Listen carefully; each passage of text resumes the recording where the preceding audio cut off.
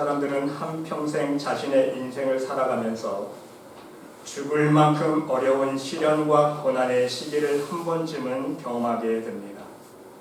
어떤 사람은 한두 번이 아니라 여러 차례 정말로 어려운 위기를 겪으면서 인생을 살아가게 된다는 말씀인 것입니다. 이것은 우리 신앙인들도 마찬가지입니다.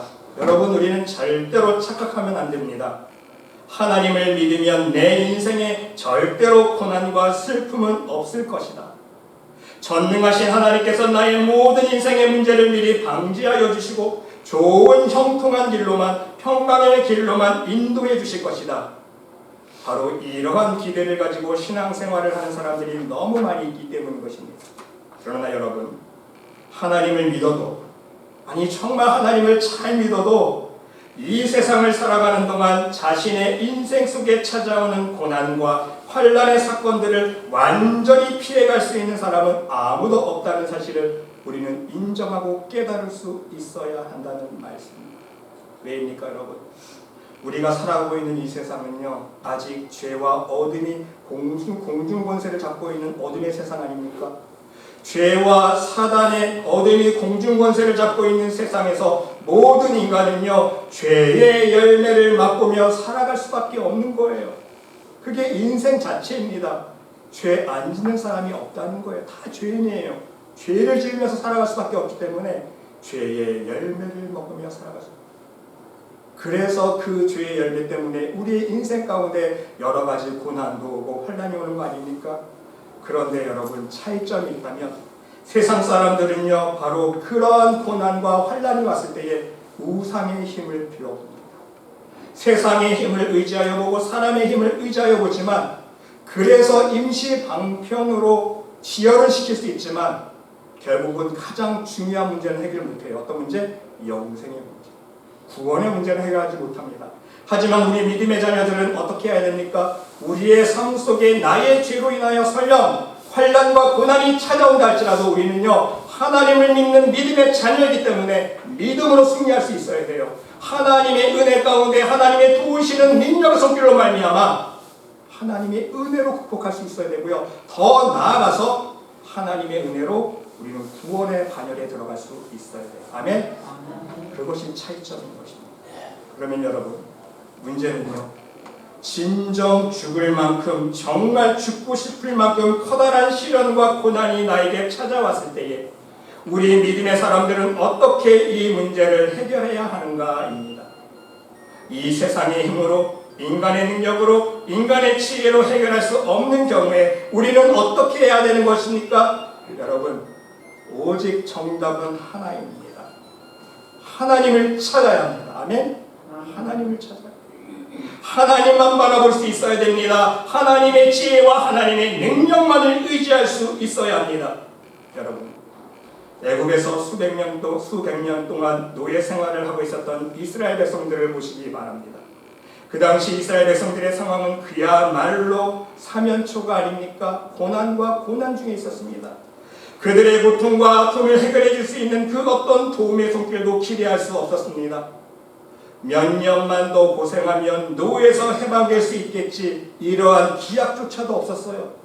미래에 희망이 있을 것이라는 기대조차 할 수 없었던 암흑 속에 갇혀있는 상황이었다는 사실입니다. 이러한 이스라엘 백성들에게 마지막 기대와 희망은 어디에 있었습니까? 하나님밖에 없었어요. 결국 그래서 하나님 앞에 부르짖습니다. 얼마나 힘들었으면, 얼마나 역경 가운데 있었으면 하나님 앞에 이제 부르짖는 거 있어요. 그 목이 곧은 백성들이, 여러분 출애굽기 2장 23절로 25절 말씀 보니까요, 여러 후에 애굽 왕은 죽었고 이스라엘 자손은 고된 노동으로 말미암아, 고된 노동으로, 너무너무 힘들고 어렵고 탄식하며 부르짖으니 그 고된 노동으로 말미암아 부르짖는 소리가 누구에게? 하나님께 상달된지라.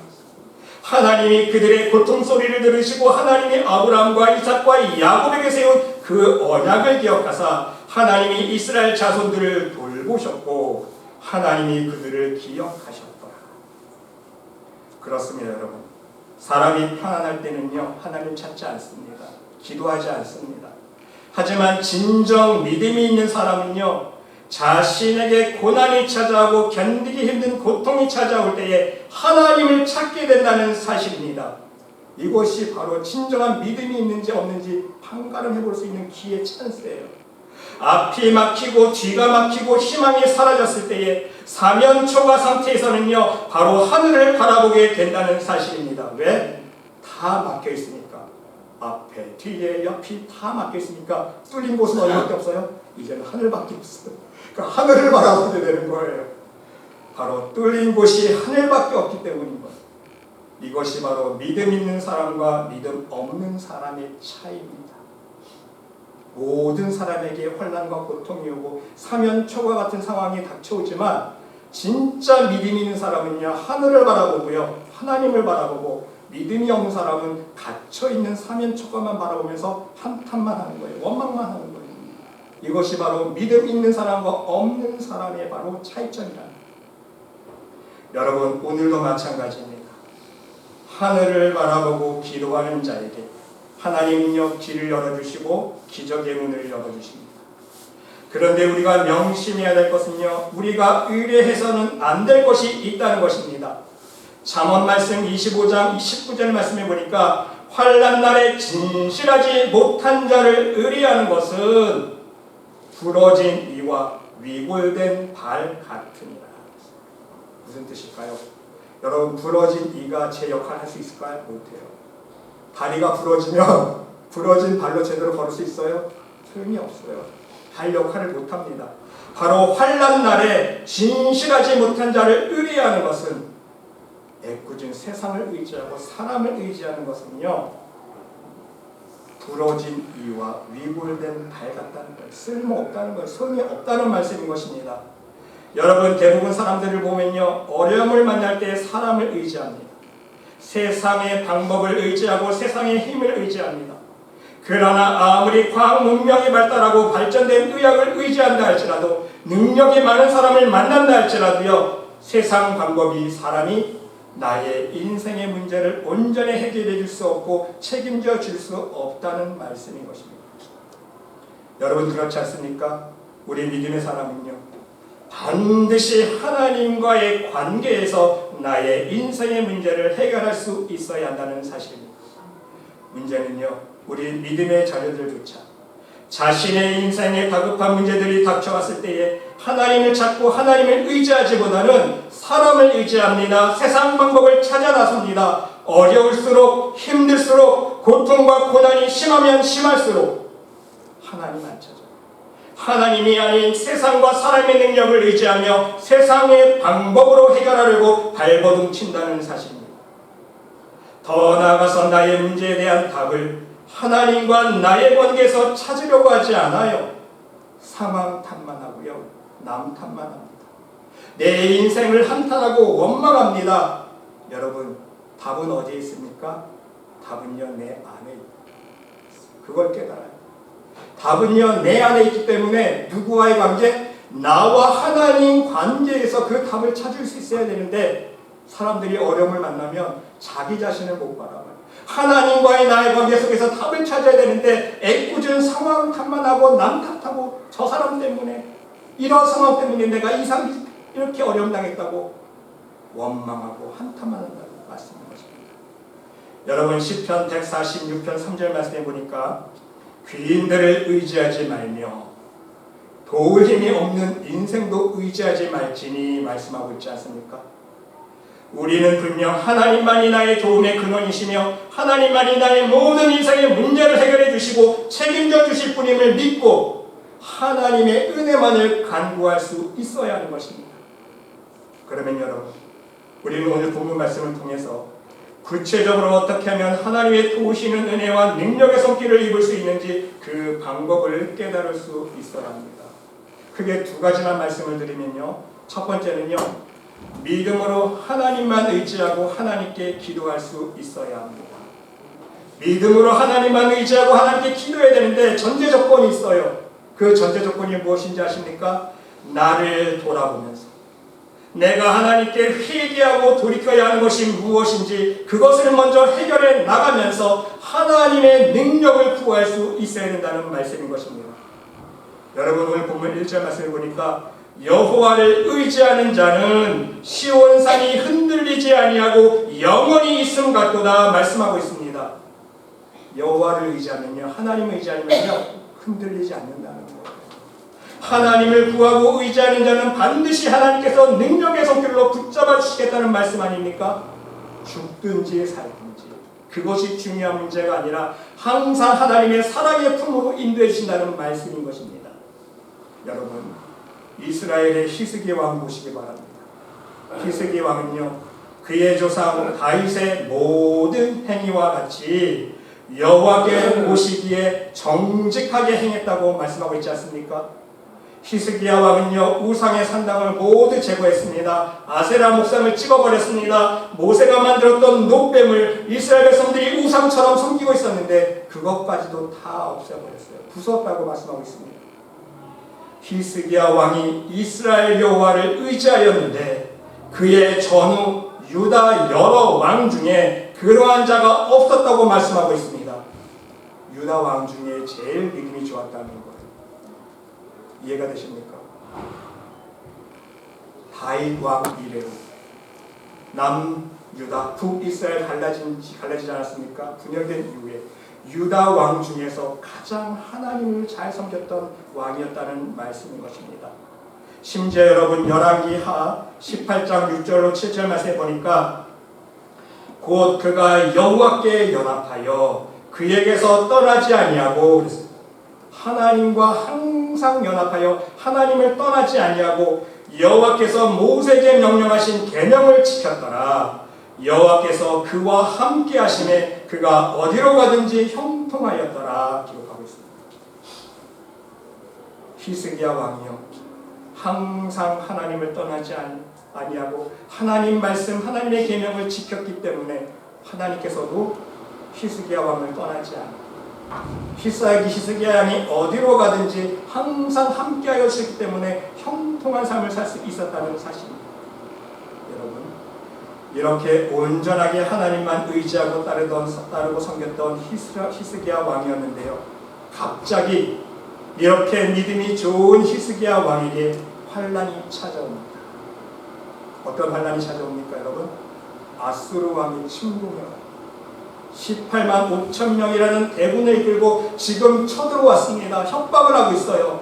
그리고 예루살렘 주민들에게, 백성들에게 이렇게 협박을 합니다. 너희는 히스기야 왕에게 속지 말라.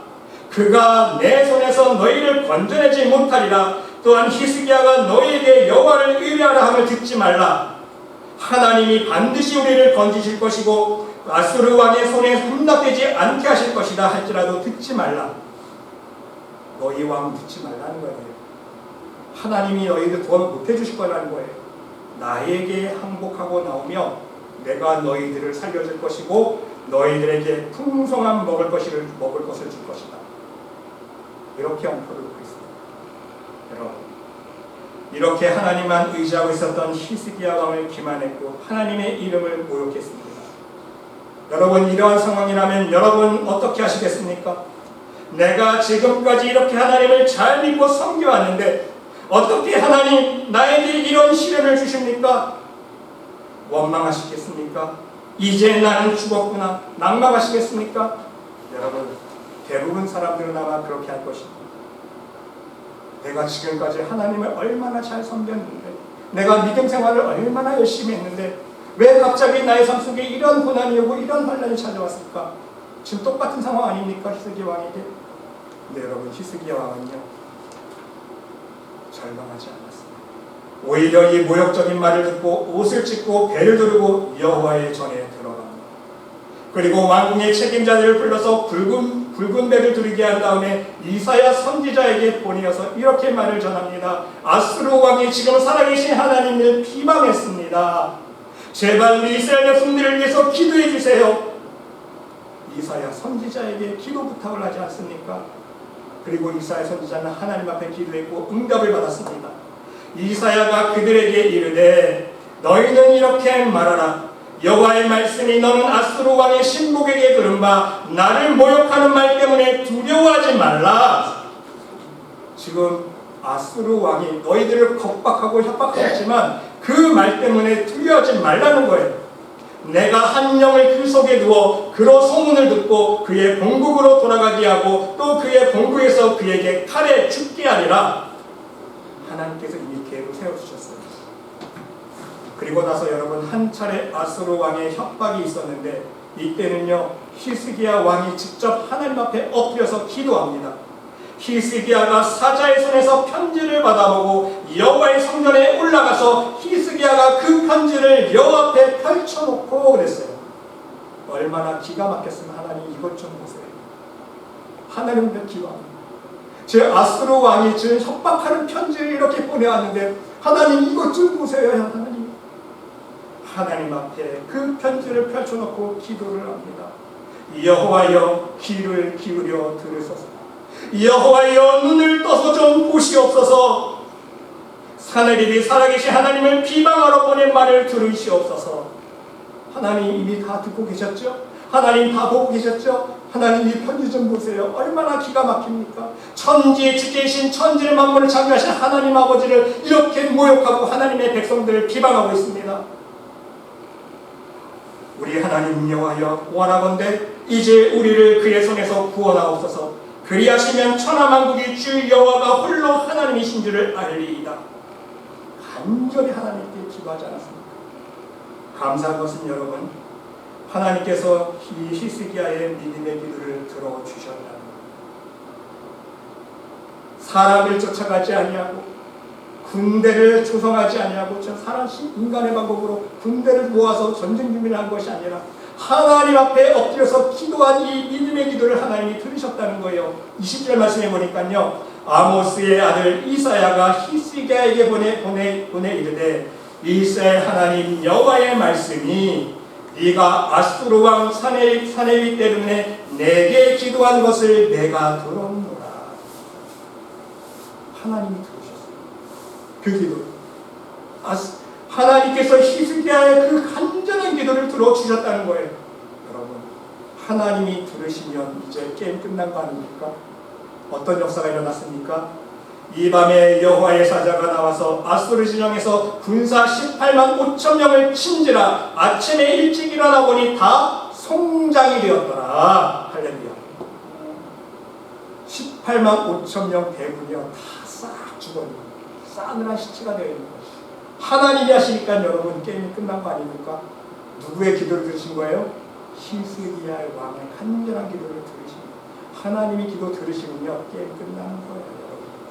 이것이 바로 하나님의 능력의 손길인 것이에요. 여러분, 하나님만이 할 수 있는 역사라는 말씀인 것입니다. 오직 하나님만을 의지하는 자를 능력의 손길로 붙들어 주시는 전능하신 하나님의 은혜라는 거예요. 여러분, 우리들의 삶 속에서도 이러한 상황들이 있지 않습니까? 진정 하나님만을 의지하며 그 믿음으로 예배와 봉사와 헌신을 해왔는데, 하나님 말씀만을 따라 순종하며 살아왔는데 갑자기 나에게 말도 안 되는 고난과 환난이 찾아올 때가 있습니다. 누구에게나 다 찾아올 때가 있다는 거예요. 다 찾아오지 않습니까? 그런데 여러분, 바로 이 순간이 진정한 믿음의 힘을 발휘할 수 있는 기회임을 명심할 수 있으시기를 바랍니다. 진짜 믿음의 힘을 발휘할 수 있는 기회인 거예요. 여러분, 히스기야 왕은요 이러한 순간에 낭망하지 않았습니다. 절망하지 않았습니다. 오히려 하나님의 이름을 더럽히고 하나님의 살아계심과 능력을 무시하고 욕되어가고 있는 사람들에게 지금 분개하고 있는 거 아닙니까? 그리고 그 해결 방법은 무엇입니까? 앞에서 말씀드렸듯이 첫 번째 방법은요, 하나님 사람에게 중보 기도를 부탁하지 않았습니까? 자기 중심들을 다 불러가지고 선지자 이사야에게 같이 기도해달라. 지금 저 이방 민족이 우리를 쳐들어와서 우리를 다 죽이겠다고 하는데 하나님 좀 보세요. 기도해 주세요. 하나님 사람이요 좀 같이 중보기도 해주세요. 하나님 사람에게 중보기도를 부탁했고요. 두 번째는 더 중요합니다. 여기에 멈추지 않고 자기 자신이 하나님 앞에 엎드려서 기도했다는 거예요. 어떤 사람은요 남에게 기도만 맡겼고 자기는 기도 안 한 사람이 있어요. 그렇죠? 기도해 주세요. 성도님들 이런 문제 있으니까 기도 많이 해주세요. 기도 부탁만 해놓고요 자기는 정작 기도 안 하는 사람이 있어요. 말이 됩니까 여러분? 기도 부탁도 해야 되지만 같이 우리가 중보기도 해야 되지만 중요한 건 본인의 믿음의 기도가 중요합니다. 본인이 매달려서 히스기야 왕은요 하나님 앞에 간절히 기도했습니다. 여러분 이것을 역대하 32장 20절에서 21절에는요 이렇게 표현하고 있어요. 이러므로 히스기 왕이 아모스의 아들 선지자 이사야와 더불어 선지자 이사야와 더불어 하늘을 향하여 부르짖어 기도하였더니 방법이 그대로 나와 있죠. 두 가지 방법. 첫 번째는요 선지자 이사야와 더불어 기도 부탁했잖아요. 실제로 가서 기도해달라고 하나님의 사람에게 기도 부탁했어요. 함께 더불어서 하늘을 향하여 부르짖어 기도하였더니 이건 누가 기도한 거예요? 히스기야 왕이 직접 기도한 거 아닙니까? 이렇게 중보기도 하나님의 사람에게 중보기도를 부탁하고 자기 자신이 하나님께 간절히 부르짖어 기도하였더니 여호와께서 한 천사를 보내어 아수르 왕의 진영에서 모든 큰 용사와 대장과 지휘관들을 멸하신지라. 이것이 바로 18만 5천 명을 싹 성장을 만들어 보신 하나님의 능력의 역사인 거예요. 그리고 더 나가서요 더 멋진 것은요 아수르 왕이 낯이 뜨거워 그의 곡으로 돌아갔더니 도망간 거 아닙니까? 도망갔더니 그의 신전에 들어갔을 때에 그의 몸에서 난 자들이 거기서 칼로 죽였다. 하나님께서 이사야 선지자를 통해서 이미 예언의 말씀 주셨던 것처럼 응답의 말씀 주신 그대로 칼에 죽지 않았습니까? 그대로 이루어진 거예요. 여러분 하나님을 너무 과소평가하지 않기를 바랍니다. 우리 하나님은요 전능하신 하나님이십니다. 아멘. 우리 하나님은요 전능하신 하나님이십니다. 하나님이 하시면 당장 이 시간 어떤 역사가 일어날지 내일 상황이 어떻게 일어날지 모른다는 거예요. 지금 나의 육신의 문제가 있고 나의 가정의 자녀의 문제가 있고 건강의 문제가 있고 사업의 문제가 있고 직장의 문제가 있고 내 앞에 놓인 걸림돌 같은 산 같은 문제들이 있을지라도요 하나님이 하시면 그 산이 무너지고 해결되어진다는 말씀인 것입니다. 여러분 제가 간증하나요? 오늘 아침에 제가 얼마나 마음으로 눈물 흘렸는지 몰라요. 우리 사랑하는 박성도님이요 지금 교회 안 나와서 못 앉아 있을 상황이에요. 기절입니다. 3일 전에 이모전시 갔다 오셨어요. 어제만 해도 통화했을 때 100% 교회 못 나올 상황이었어요. 하나님 앞에 간절히 기도하고 또 우리 부인 되시는 우리 박재현 선생님이 얼마나 기도했겠어요. 아침에 일어나시더니요 다시 정신이 초롱초롱해져가지고 교회 가자고 나 교회 너무 가고 싶다고 정말 갈 수 있어요? 물어보니까 나 너무 교회 가고 싶어. 목사님 뵙고 싶어. 아멘. 목사님 보고 싶어. 애기같이 됐어. 하나님이 하시니까요 이런 기적도 보이고 세상에서 말하는 인간적으로는 교회 못 나오세요. 근데 하나님께서 이렇게 또 걸어갈 수 있게 은혜 베풀어 주시잖아요. 이게 하나님의 은혜의 역사입니다. 그러게 여러분 여러분의 힘으로 해결할 수 없는 일들에 오직 하나님의 능력만을 의지하는 가운데 믿음으로 기도할 수 있으시기를 바랍니다. 전능하신 하나님만을 붙들고 기도할 수 있으시기를 바랍니다. 히스기야 왕처럼 히스기야 왕 어떻게 했어요? 자신의 모든 삶의 우상을 찍어버리지 않았습니까? 무슨 뜻이에요? 세상과 우상을 의지하지 아니하고 하나님만 의지하는 믿음으로 강구했다는 거예요.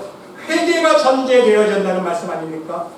먼저 우리 안에 있는 모든 우상을 찍어버려야 되는 거예요. 우리의 교만, 욕심, 신경질, 짜증, 음란, 혈기 우리의 마음속에 있는 모든 죄악들을 다 하나님의 말씀으로 찔러 쪼개고 다 허무는 자고 회개하는 가운데에 믿음으로 하나님 앞에 간구할 수 있어야 된다는 사실입니다. 우리 여러분 모두 하나님만을 의지하는 믿음으로 기도함으로 환난 날에 베푸시는 하나님의 은혜와 능력의 손길을 체험할 수 있는 믿음의 백성들이 모두 될 수 있으시기를 간절히 주님의 이름으로 기도드립니다. 둘째로 여러분 두 번째 방법은요 하나님은 거짓이 없는 마음이 정직한 자들에게 은혜를 베풀어 주십니다. 여러분 오늘 본문 4절 말씀 보시기 바랍니다. 여호와여 선한 자들과 마음이 정직한 자들에게 선대하소서. 은혜를 베풀어 달라는 얘기 아닙니까? 여러분, 심은 대로 거둔다는 말씀은요, 이 세상의 자연 법칙 아닙니까? 심은 대로 거둔다는 것은요, 이 세상의 자연 법칙이자 하나님의 축복의 원리입니다. 여기에는요, 거짓이 없고요, 예의가 없어요. 문제는 내가 하나님께 심고 복음을 위해서 사람들에게 심었다면 그 싹이 나고 언제 거두느냐의 문제인 거예요. 반드시 심은 대로 거두기 때문인데, 말씀드려요. 심은 대로 거두는, 사도 바울이 고백하잖아요. 심은 대로 거두는 거예요. 좋은 것 심으면 좋은 것 열매 맺게 되고요, 나쁜 것 심으면 나쁜 열매를 맺게 됩니다. 여러분, 두 가지 경우가 다 성경에 기록되어 있지 않습니까? 먼저 여러분, 야곱의 경우를 보시기 바랍니다. 야곱은요, 하나님의 복받기를 원하는 중심은 정말 우리가 본받아야 되지만, 야곱의 가장 큰 단점이 무엇입니까? 약삭빠른 거, 거짓말하는 거. 그렇죠? 거짓말 많이 하잖아요. 여러분, 성 어거스틴은요, 이런 말을 했습니다. 자기만의 유익을 위한 거짓말도 나쁜 죄이지만 종교적인 거짓말, 무슨 뜻이에요? 종교적인 거짓말은 여러분, 하나님께 대한 거짓말이다. 이것은 더욱더 큰 죄악이라고 어거스틴이 말했습니다. 여러분, 야곱은요, 아버지 이삭이 축복 기도해 줄 때 네가 애서냐 물어봤어요. 네가 애서냐 하니까 어떤 거짓말 합니까? 네, 제가 애서입니다. 아버지 앞에서. 그것도 축복 기도하는데 하나님 듣고 계시는데, 그렇죠? 하나님 앞에서, 아버지 앞에서, 예, 제가 애서입니다. 자기가 잠자인 것처럼 거짓말하지 않았습니까?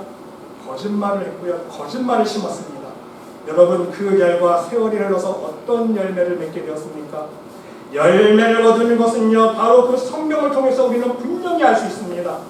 라헬을 사랑하여서 7년을 수레같이 공사를 했는데 외삼촌 라반에게 자기가 오히려 속아 넘어갑니다.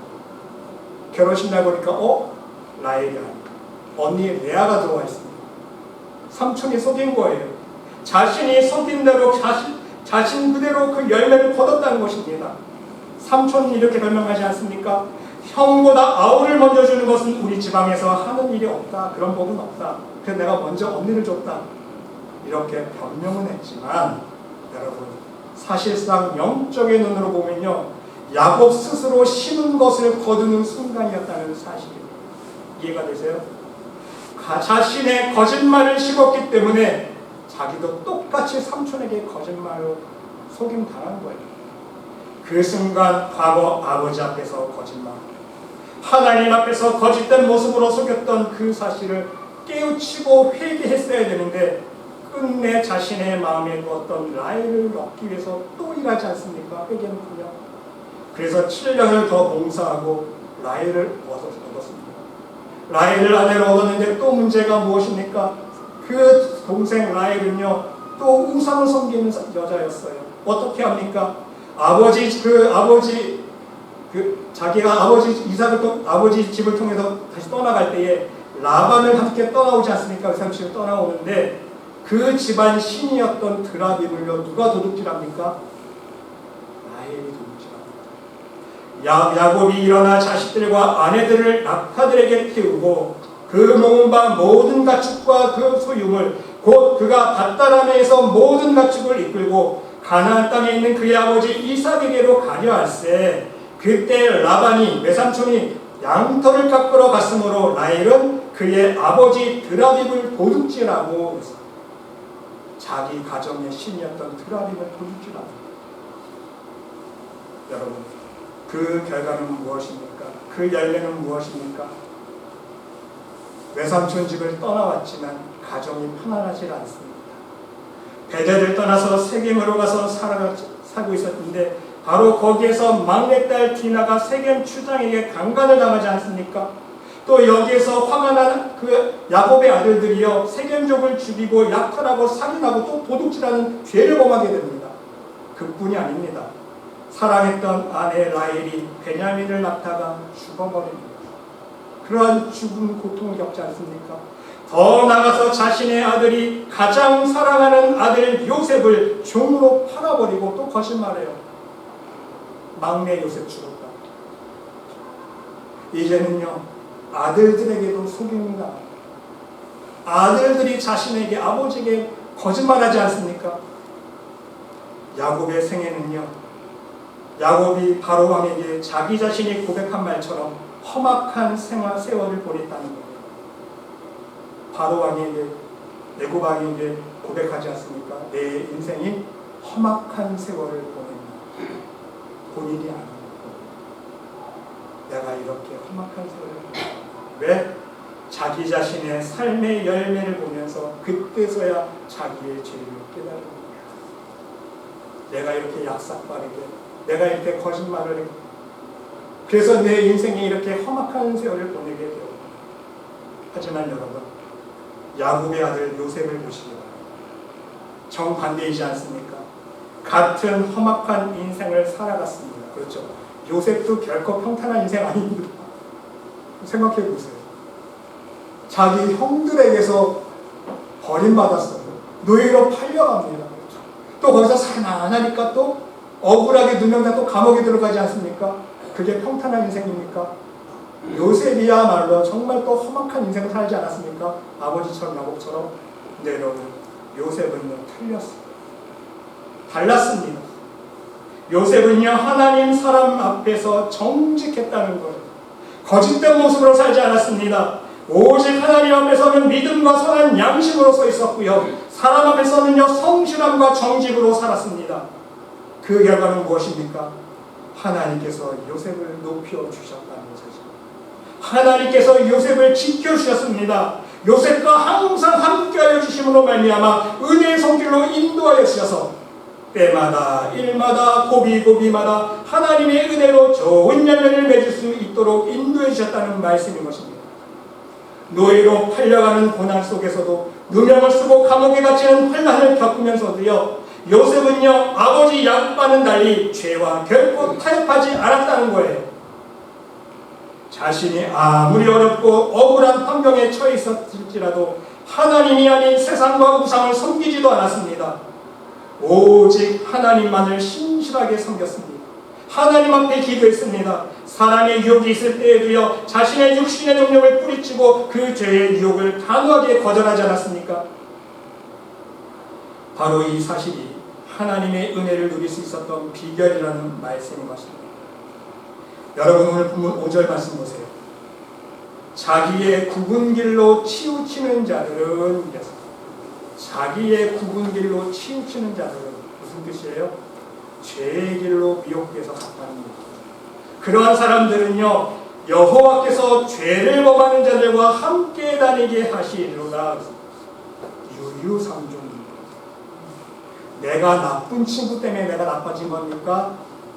그러면 남만 탓하게 돼요. 그렇죠? 그게 아니에요. 영적으로는요 나에게 그런 요소가 있기 때문에, 내가 그렇게 죄의 미혹을 이끌어갔기 때문에 똑같은 사람 만났다는 거 아닙니까 여러분?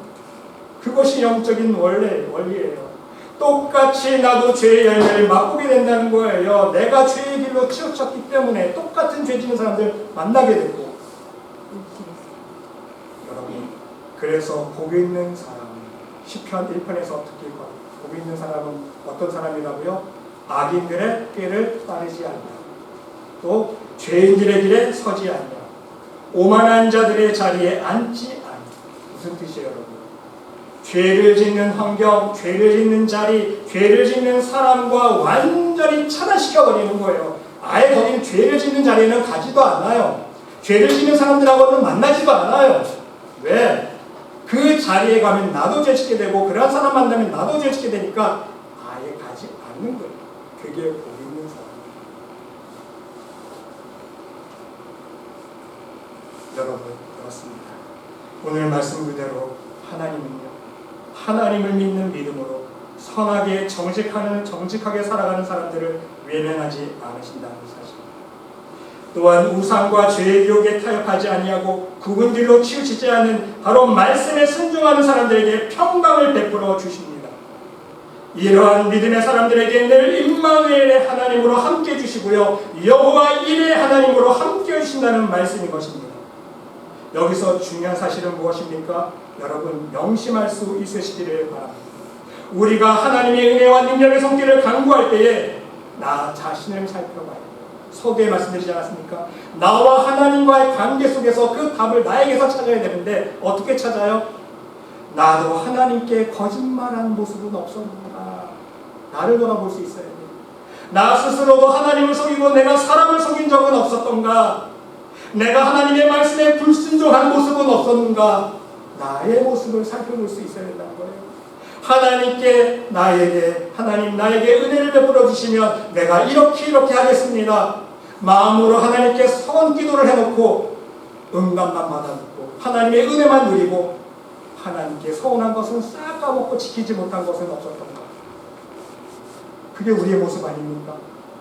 우리의 삶 속에서 하나님보다 더 사랑한 이 세상 것, 내 마음속에 자리 잡은 우상은 무엇인가? 내가 하나님의 형상을 닮아가야 되는데, 내가 예수님의 사랑의 마음을 품어야 되는데 여전히 교만하게 살고 남 무시하고 욕심만 부리고 세상 것만 바라보고 자식 걱정만 하고 돈만 위해서 살아가고 여전히 신경을 내고 작은 일에 짜증만 내고 내 고집만 부리고 하나님의 성품과는 거리가 멀게 살아오진 않았는가? 바로 우리 자신의 연약함과 죄를 살펴보면서 기도할 수 있어야 된다는 말씀입니다. 회개에 합당한 열매를 맺으려고 실천하는 가운데에 하나님 앞에 믿음으로 기도할 수 있어야 된다는 말씀인 것입니다. 우리 여러분 모두도 오늘 주시는 하나님의 말씀을 기억하시면서 여러분의 눈앞에 놓여있는 모든 문제들을 바라보시면서 절대로 절망하지 않기를 바랍니다. 오히려 그러할 때일수록 하나님만을 바라보고 하늘을 바라볼 수 있는 하나님의 선하신 은혜와 능력만을 바라볼 수 있는 믿음의 사람들이 될 수 있으시기를 바랍니다. 그래서 결국은 여러분의 삶 속에 나의 힘으로 할 수 없는 어려운 일들을 만날 때마다 항상 도우시고 인도하여 주시는 하나님의 능력의 손길을 체험하며 간증하며 살아갈 수 있는 믿음의 백성들이 모두 될 수 있으시기를 간절히 주님의 이름으로 축원드립니다. 하나님,